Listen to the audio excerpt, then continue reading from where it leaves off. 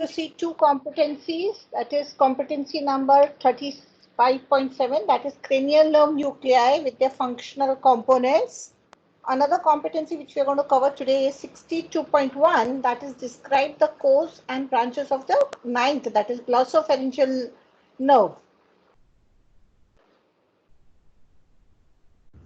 What are the specific learning objectives? At the end of this session, you should be able to enumerate the cranial nerve nuclei, mention the location of the cranial nerve nuclei, mention the different functional component of each cranial nerve, describe the course of the glossopharyngeal nerve, enumerate the branches of the glossopharyngeal nerve, also correlate signs and symptoms of glossopharyngeal nerve injury. Now, if you look at the histogenesis of the neural tube, just day before yesterday, Asha madam has taken the development of the nervous system.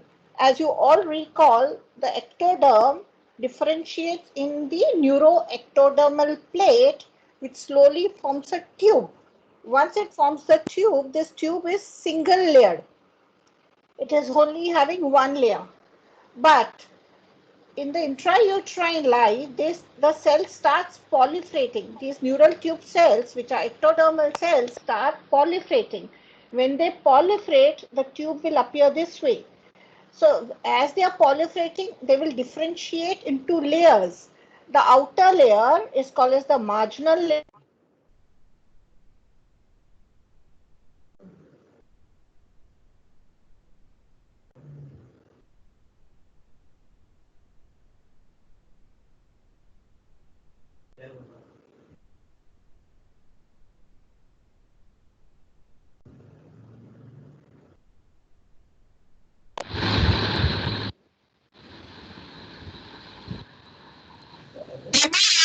Please somebody reply. Am I audible? Yes, ma'am. Yes, ma'am.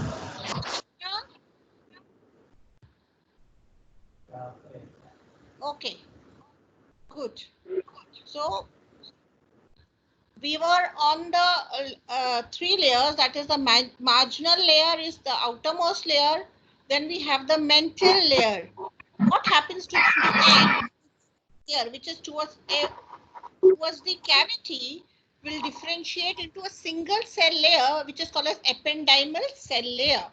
So now if you go from outside inwards, we have the marginal layer, then we have the mental layer, then a single layer which is the ependymal cell layer. What happens later in the mental layer, in the intrauterine life, this mental layer starts differentiating into lots of neurons. These neurons are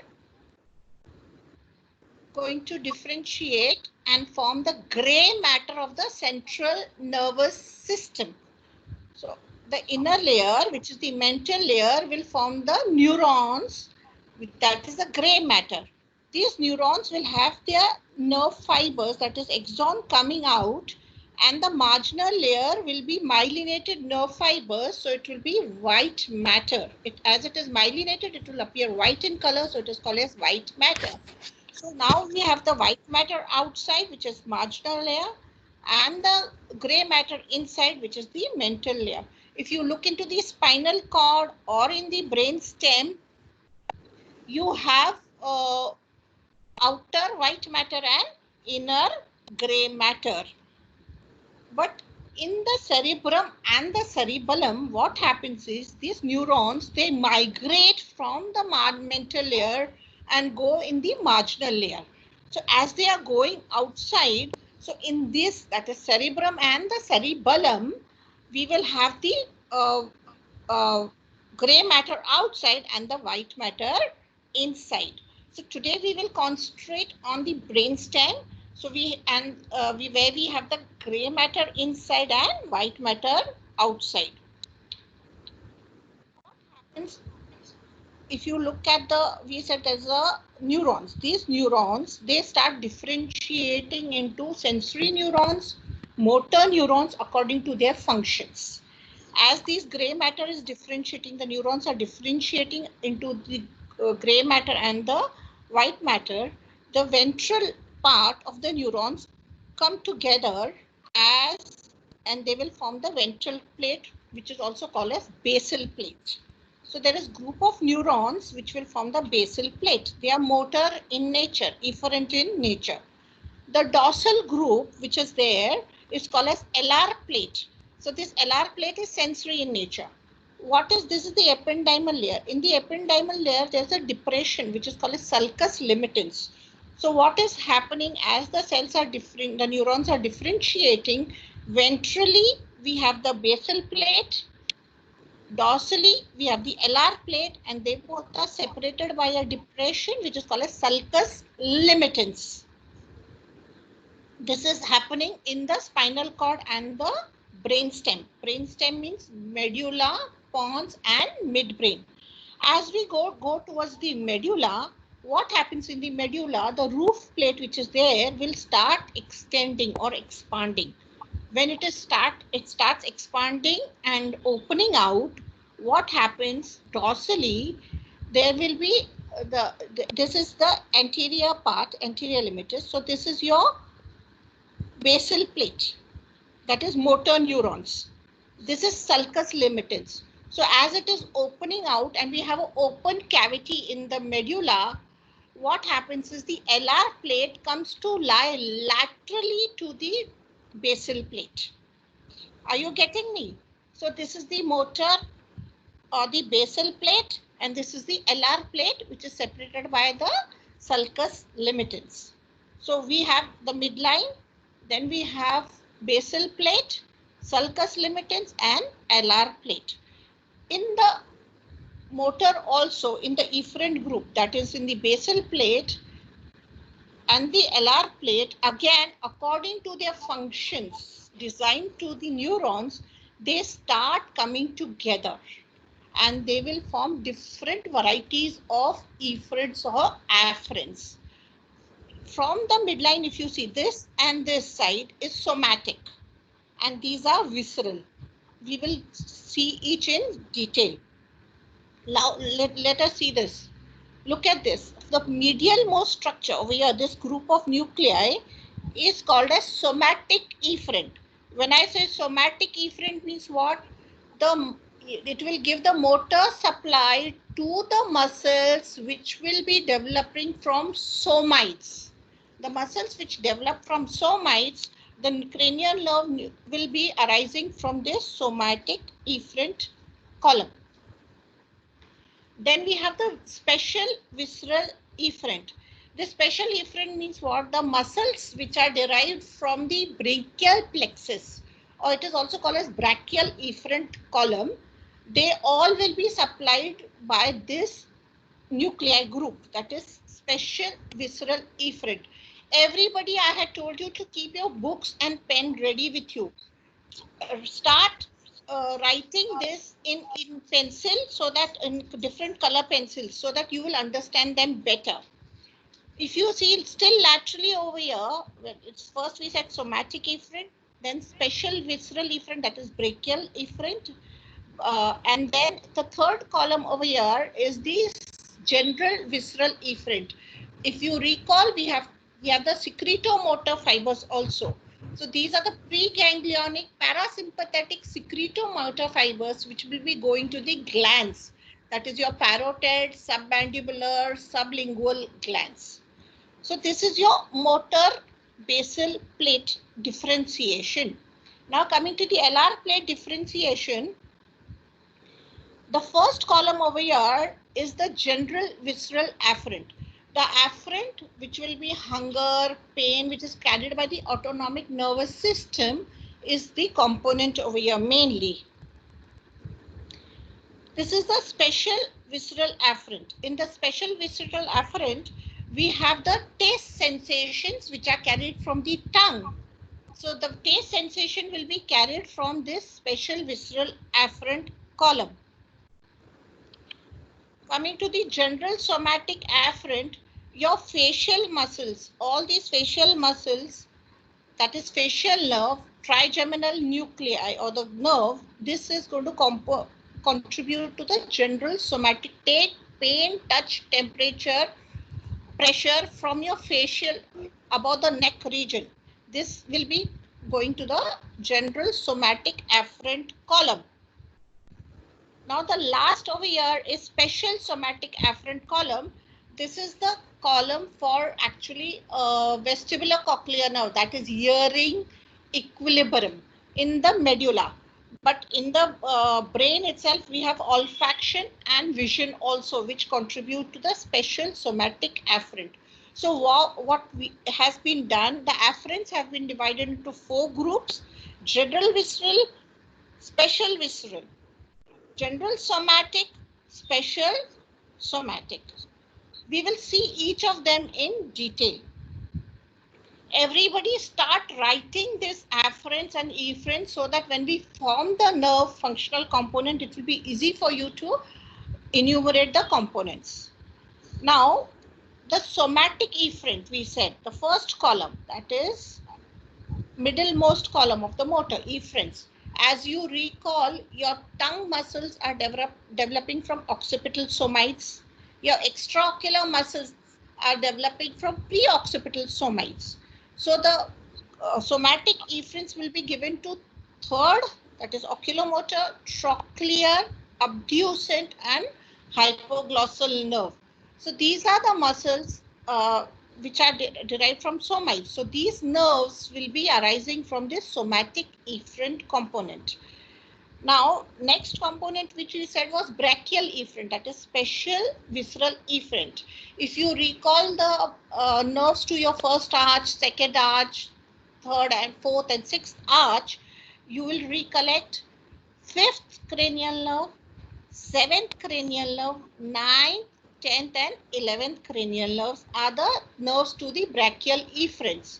These 9th, 10th and 11th, they come from one nuclei group, and this nuclei group together is called as nucleus amplicoes. So we have these nerves, fibers, the cranial nerves which will be arising from this component. Now, the third in the efferent component we saw was the general visceral efferent. We said it is preganglionic parasympathetic outflow.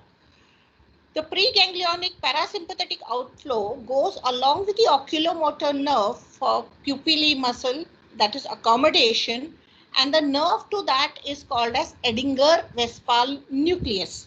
This will be covered in detail tomorrow, but today we will mention about Edinger-Westphal nucleus as the general visceral efferent along the oculomotor nerve. Then we have the superior salivatory nucleus, which is associated with the facial nerve, carrying the secretomotor fibers to your submandibular and sublingual salivary glands. Inferior salivatory nucleus, the fibers go through the glossopharyngeal nerve to supply your parotid salivary gland. We have a group of nucleus which is called as dorsal nucleus of vagus, which will give your secretomotor fibers to the glands present in the respiratory and your GIT tract.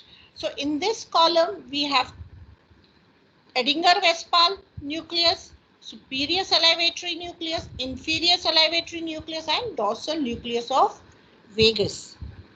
Now coming to the afferent group. First afferent group we saw is general visceral afferent. This is all your hunger, thirst, which is coming from the viscera, will be taken up in the dorsal nucleus of vagus. So if you recall in the previous slide, this is also dorsal root of the vagus, that is general visceral efferent. And the first column over here, that is general visceral afferent, is also having dorsal nucleus of vagus. So this dorsal nucleus of vagus is common. It has efferents as well as afferents. The next lateral to that, we had the special visceral afferents. This is taste sensation from the tongue. If you recall your tongue, anterior 2/3 taste sensations are carried by lingual, that is branch of facial. Posterior 1/3 glossopharyngeal. Posterior most part by vagus, that is your 10th cranial nerve. So this all together will form the nucleus of solitary tract. There's a nucleus of solitary tract which will give all the taste sensation fibers go over there, which is the special visceral afferent. And which are the nerves we recall? 7th, 9th and 10th cranial nerve. The next was your general somatic afferent, that is your touch, pain, pressure, sensation from your face region. If you recall, the sensory nerve to your face is trigeminal, which has three components, that is divisions, that is ophthalmic, maxillary and mandibular.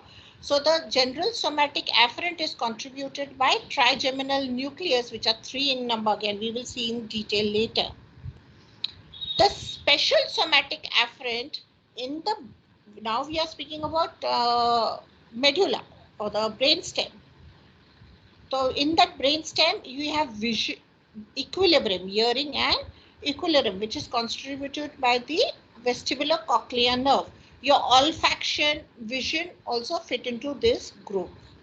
That is your first cranial nerve, second cranial nerve and 8th cranial nerve will have special somatic afferent contribution. So now if you see the efferents and the afferents arrangement, if you see this area is superior colliculus, inferior colliculus, which is a part of midbrain. This is pons. And from here up till here we have medulla. This is the median sulcus. And there is a sulcus limitus which is present over here. So how are these nuclear group arranged in your brainstem? That is your midbrain, pons and the medulla. If you see the afferents and the efferents, first efferent column we saw was somatic efferent.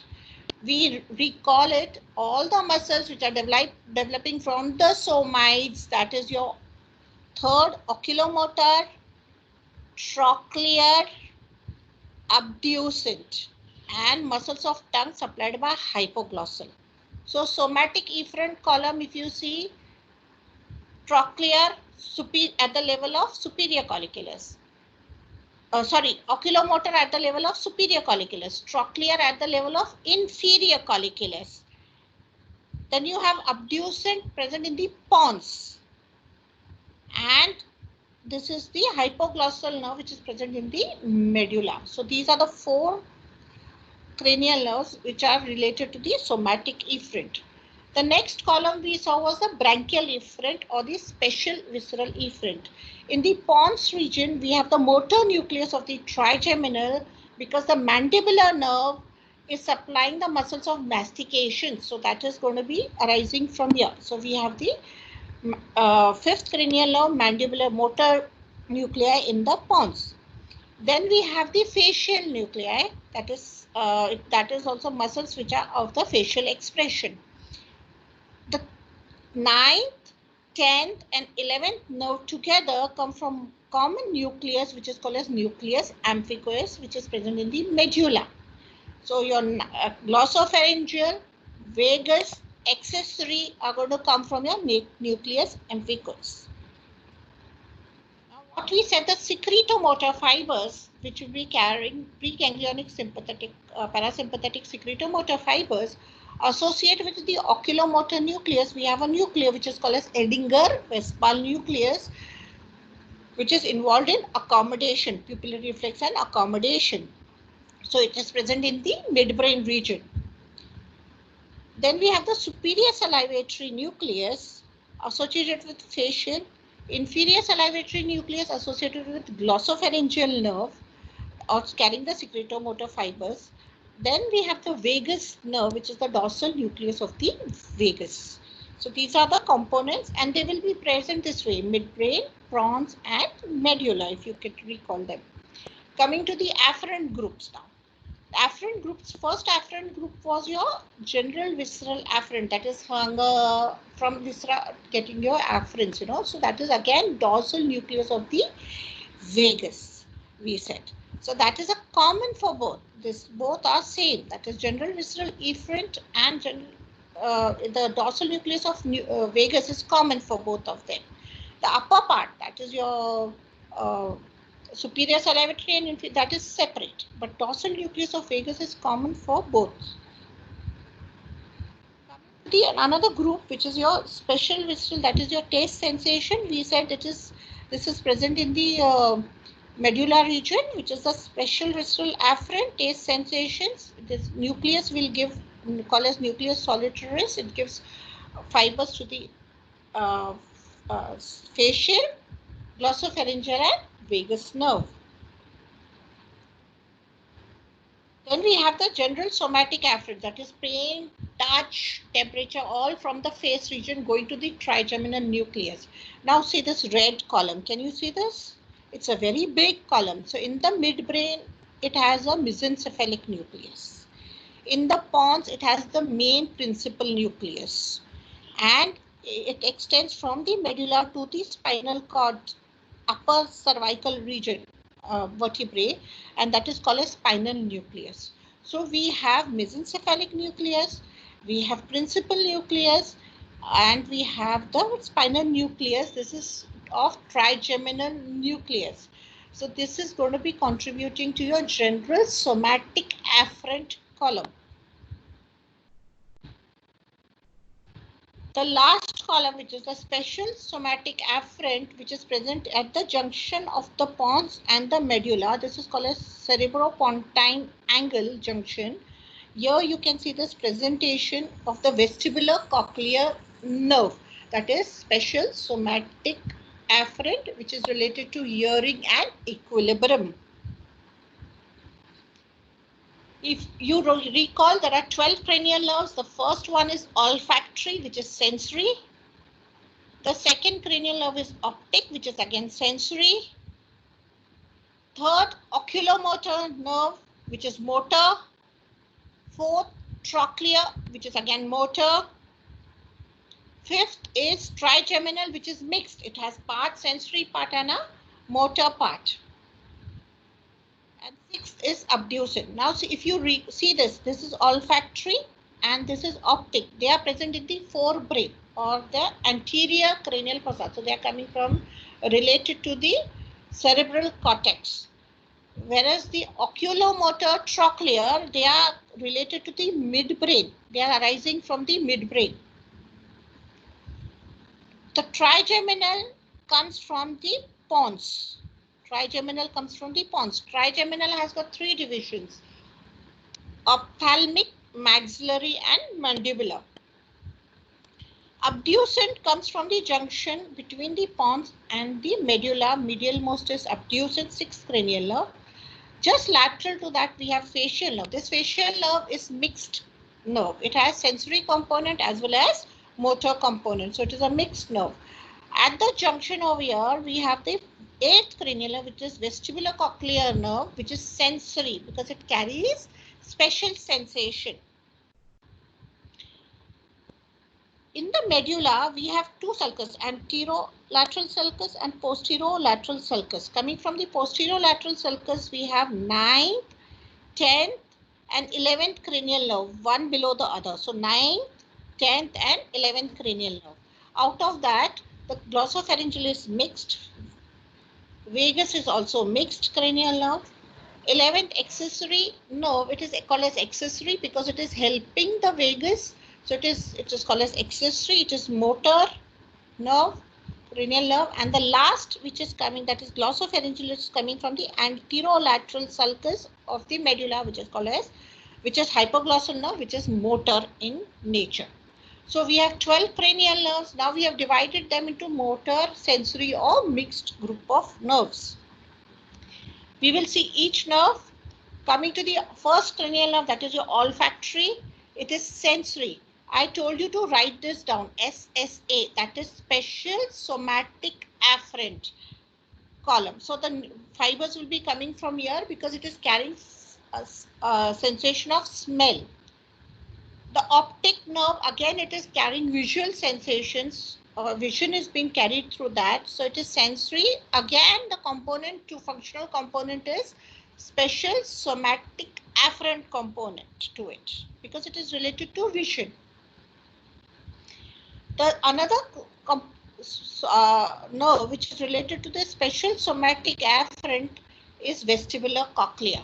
In this, we have two roles to be played. One is hearing and other is equilibrium.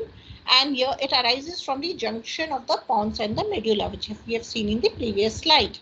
So special somatic afferent, olfactory, optic, vestibular cochlear nerve.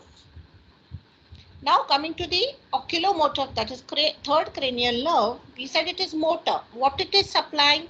It is supplying the muscles, extraocular muscles. And these extraocular muscles are taking origin from somites. So it is having a somatic efferent component. And as it is related to accommodation through the Edigar-Westphal nucleus, it also has the general visceral efferent component to it. If you recall the trigeminal nucleus, there was a mesencephalic part, principal part and spinal part. This mesencephalic part was related to the midbrain. So your extraocular muscles movement or your movements are also being related to your trigeminal nuclei. That is how efferents you're getting, where you should be looking, how your muscles should act. So it is related to the mesencephalic nucleus of the trigeminal. It is getting some information from that also. So the functional component which is related to the oculomotor nucleus is general somatic afferent also. You have to recall this. This will be taken in detail again tomorrow.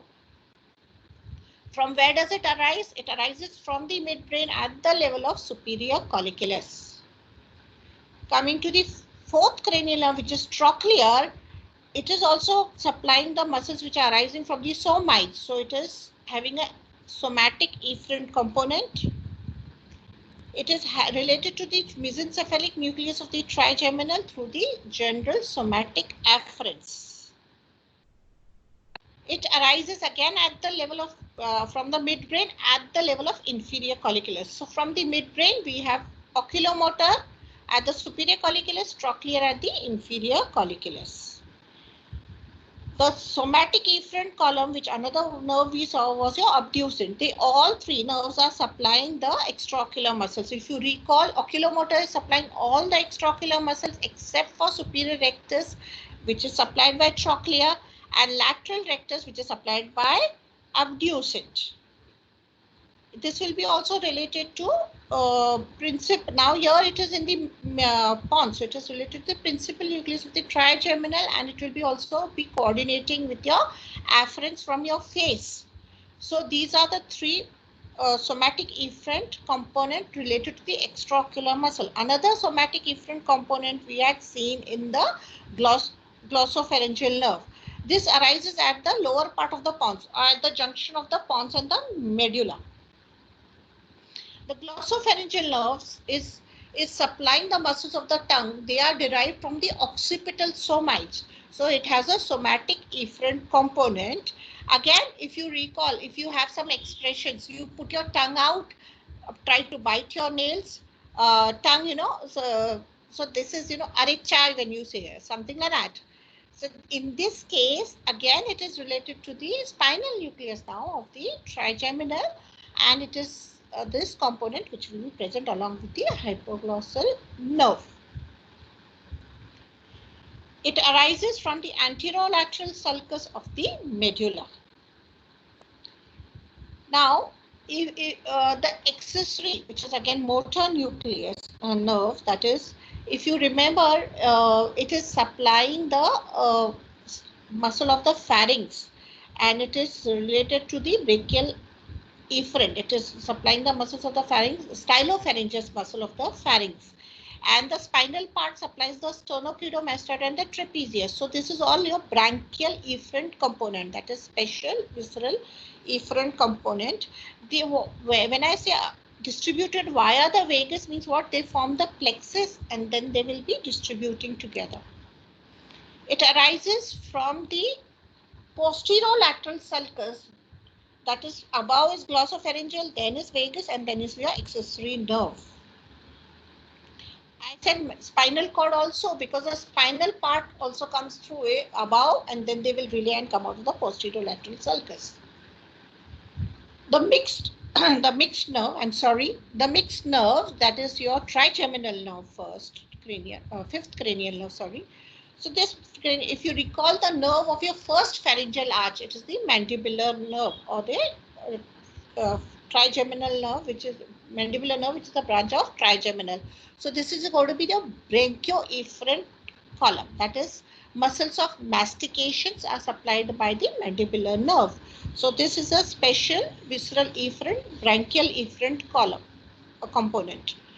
Then we have the sensory component. We said there are three nuclei to it. Mesencephalic, present at the level of midbrain, main present at the level of the principal, which is present at the level of pons, and the spinal nucleus, which is going from the medulla up to the upper four segments of the cervical region.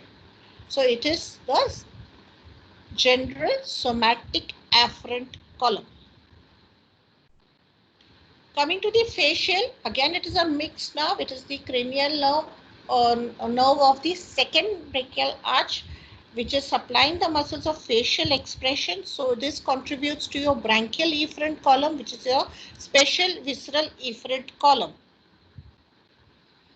It gives the secretomotor fibers to the submandibular and the sublingual gland through the superior salivatory nucleus, and through the lacrimative nucleus it gives to the lacrimal glands and the nasal glands. So it has a component which is the secretomotor column, that is preganglionic parasympathetic secretomotor column, which we had described, put them into the group of general visceral efferent column. Facial nerve carries taste sensation from anterior two-thirds of tongue. So these taste sensations will be going towards the nucleus of solitary tract. We said that is 9th, 10th and 7th, 9th and 10th cranial nerve will be arising from it. And that fits into your special visceral afferent column. So if you see, so many functional components will be present in the facial nerve. Each one will contribute to it. Now all your facial muscles are supplied by facial nerve. This is the column. All the sensations from your face are carried by the trigeminal nerve. So relating to your afferents and efferents, these nerves nuclei will try to come together, and this is called as neurobiotaxis, which you will read better at the level of when you take the section of pons. So remember, the facial nerve will carry afferents, or will be related to the trigeminal nucleus also, will have a functional component coming from it. And also over here, all three, that is mesencephalic, pons, principal and the spinal nucleus will be contributing to the facial nerve. Now coming to the another mixed nerve, which is the glossopharyngeal nerve, which we will take in detail also today, cover it in detail. It is a mixed nerve. Again, it is nerve of the branchial apparatus. So it is supplying the stylopharyngeus muscle of the pharynx, that is the elevator of the pharynx. So it has a special visceral efferent component, that is a brachial efferent component. As we said, how it is present as a common nucleus, that is nucleus amicus, where it will get the fibers from here. Then at the same level we have a nucleus which is the inferior salivatory nucleus, which will be carrying secretomotor fibers to the parotid gland. Glossopharyngeal nerve carries sensation, general sensation as well as special sensation from the posterior 1/3 of your tongue. Also taste sensation from the circumvallate papillae, which are present in the anterior 2/3. And this component is special visceral afferent, that is taste sensation, are carried through it. And that is through the nucleus of solitary tract. Now, it carries fibers from the general visceral afferent, that is your carotid body, chemoreceptors, and carotid sinus, that is baroreceptors fibers. Glossopharyngeal nerve will also have some contribution from your trigeminal nucleus because it is carrying general sensation from posterior 1/3 of your tongue, from oropharynx, from your middle ear cavity.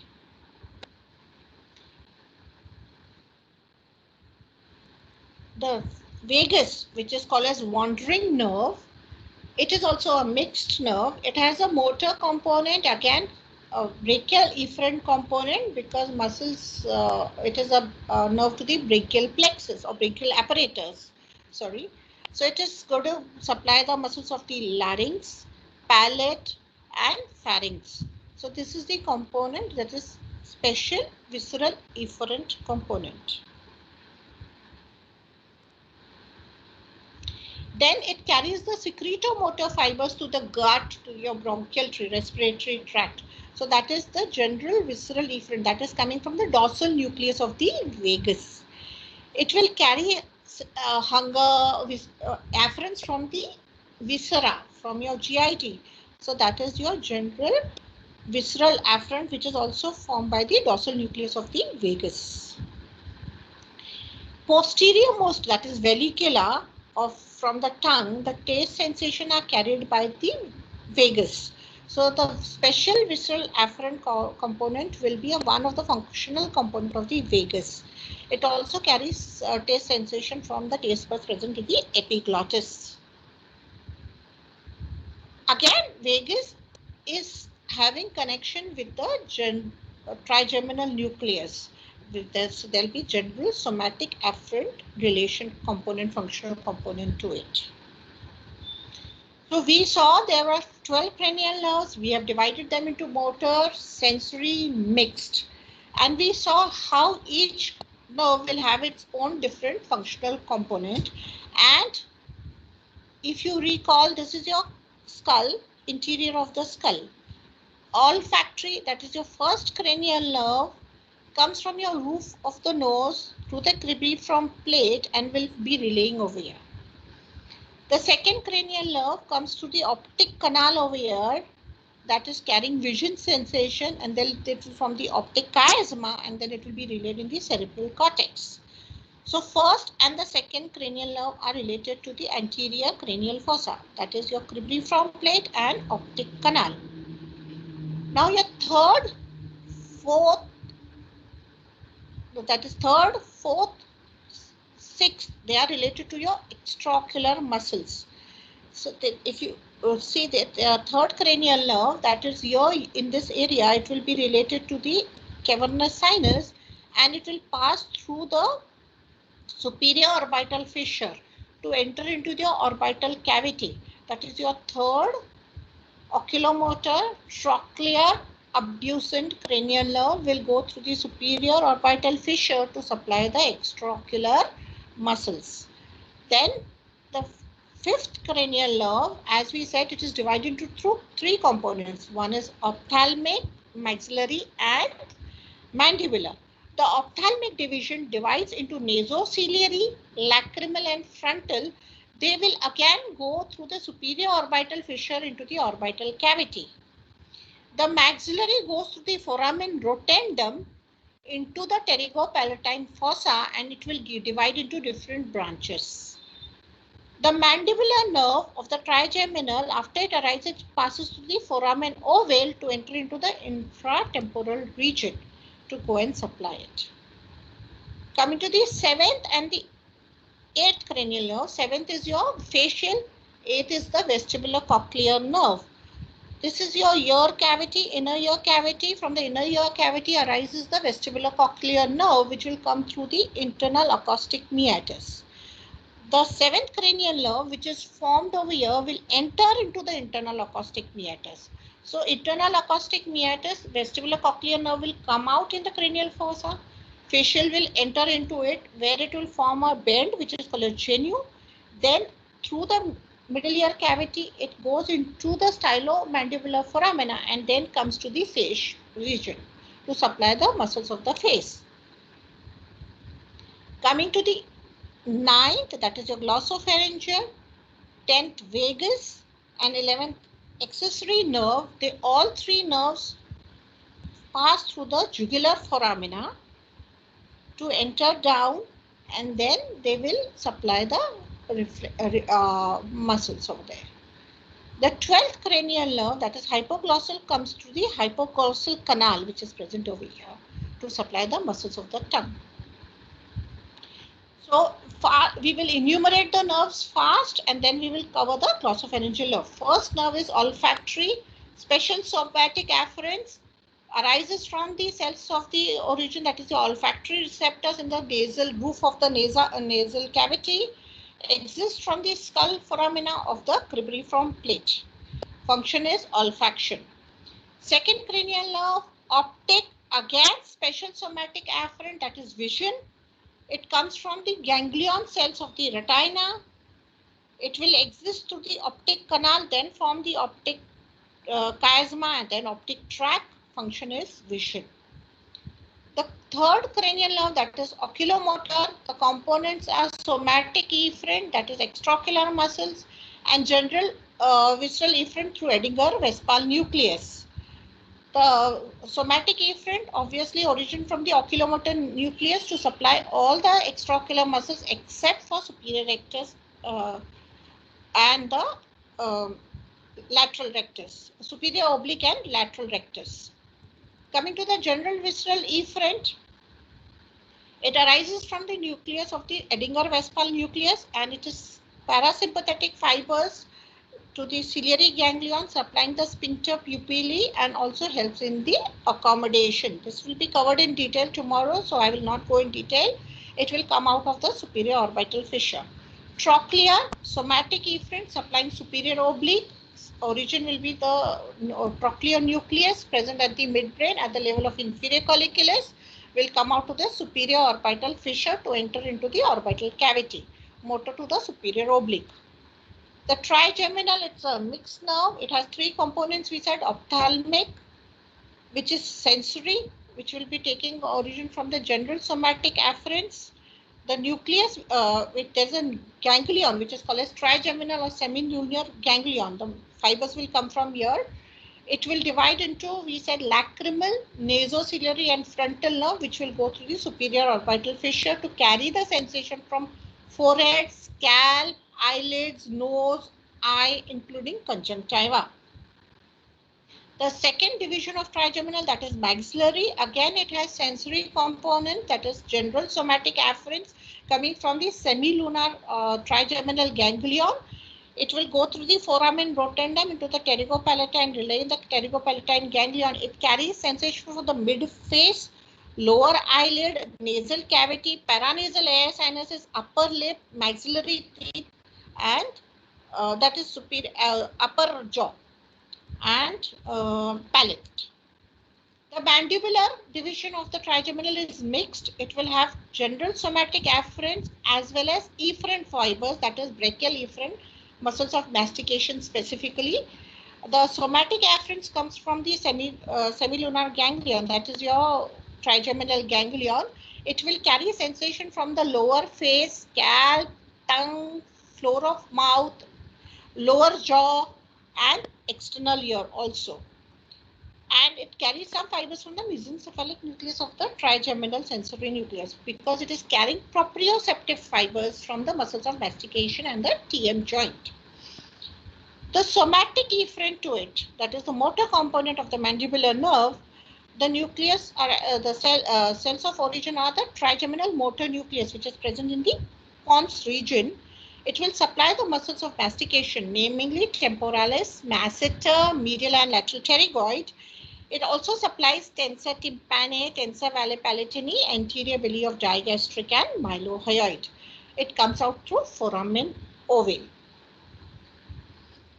Coming to the sixth cranial nerve, it has somatic efferent. It is arising from the abducent nucleus, which is present in the lower part of the pons. The nerve will go through the superior orbital fissure to supply the lateral rectus muscle. Coming to the seventh cranial nerve, that is your facial. This is again a mixed nerve. It has a sensory component and the motor component. The sensory component is general somatic afferent, and which is coming from a ganglion. When it bends down, there is a ganglion which is called as geniculate ganglion. It carries the sensation from tympanic membrane, external acoustic meatus, skin behind the pinna. Also, it carries proprioceptive fibers from the facial muscles, that is muscles of face. The special visceral afferent, that is again from the geniculate ganglion, the taste sensation fibers from the anterior two-thirds of the tongue, which will be going to the geniculate ganglion.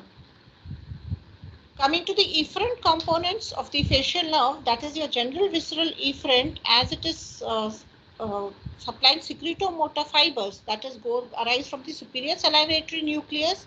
The secretomotor fibers go to the lacrimal gland, to the nasal cavity, to the submandibular gland and sublingual gland. This all has been covered in detail previously when we did the submandibular gland and the sublingual gland, that how the fibers are being carried through facial nerve over here.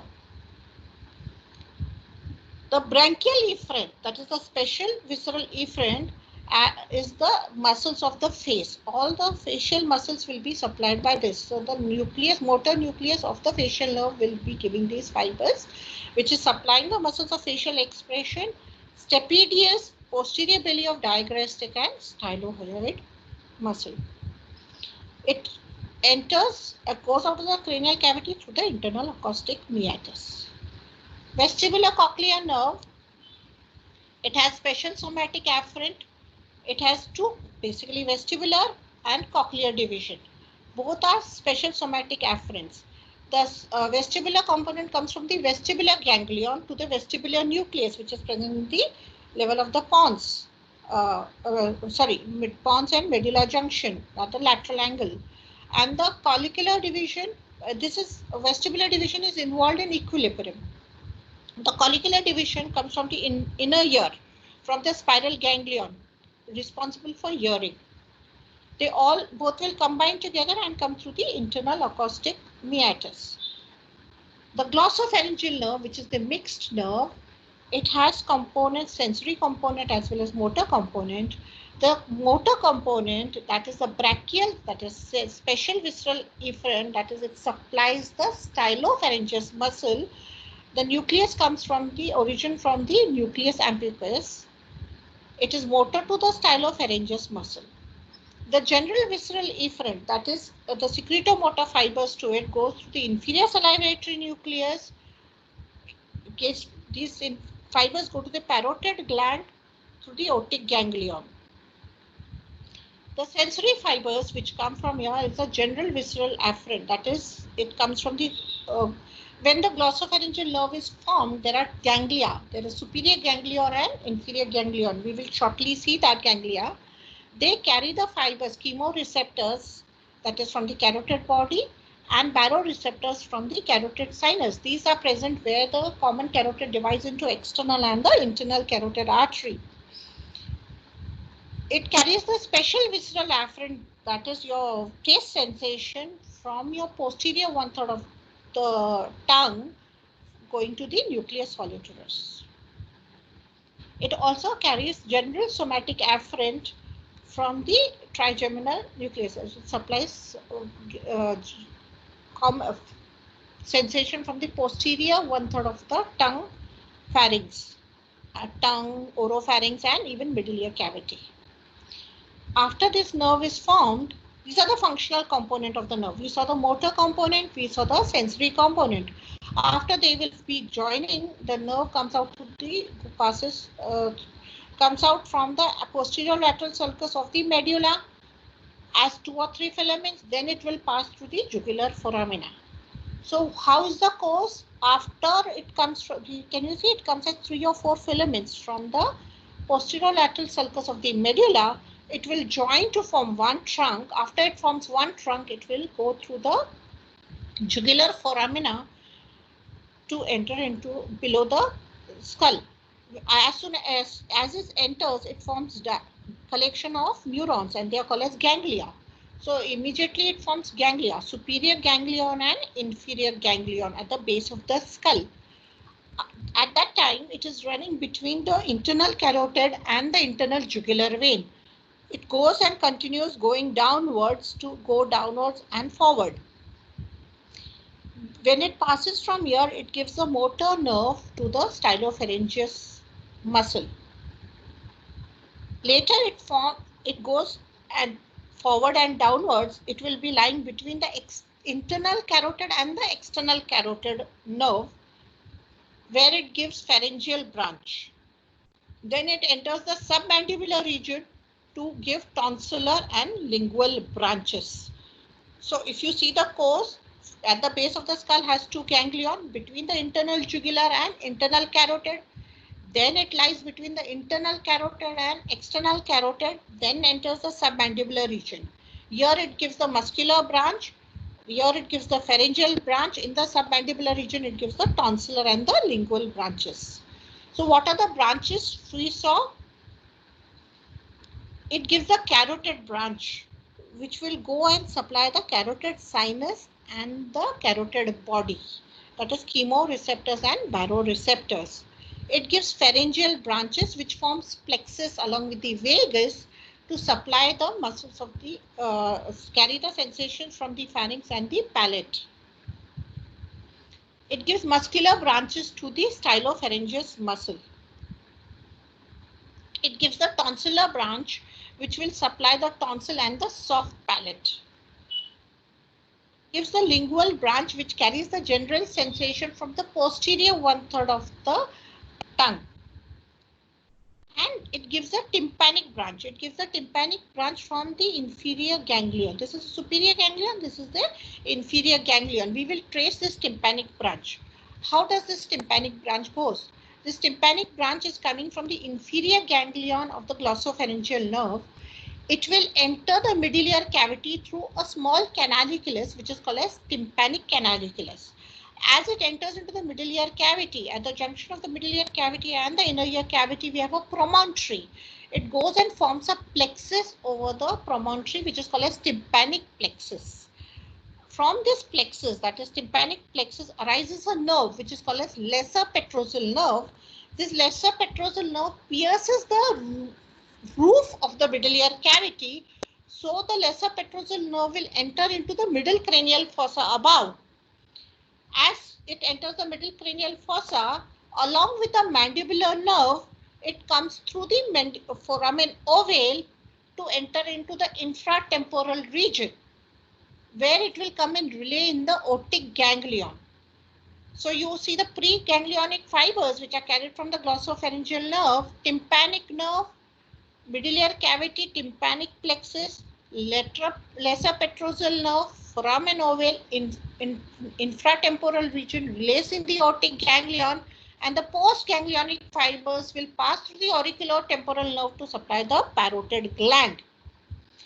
To summarize the glossopharyngeal nerve, we said the taste sensations are coming from nucleus tactus solitarius, from the medulla inferior salivatory nucleus, which will give